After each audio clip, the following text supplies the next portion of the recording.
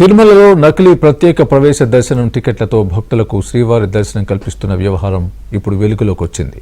కొందరు దళారులు 300 రూపాయల ప్రత్యేక ప్రవేశ దర్శనం నకిలీ టికెట్లతో భక్తులకు శ్రీవారి దర్శనం చేయిస్తున్నారు. అనుమానం వచ్చిన టీటీడీ విజిలెన్స్ అధికారులు వైకుంఠం క్యూ కాంప్లెక్స్ దగ్గర కొందరు భక్తుల్ని నిలిపేశారు. పూర్తి స్థాయిలో విచారణ చేపట్టిన విజిలెన్స్ అధికారులు టాక్సీ డ్రైవర్ల ద్వారా నకిలీ టికెట్లు విక్రయిస్తున్నట్లు గుర్తించారు.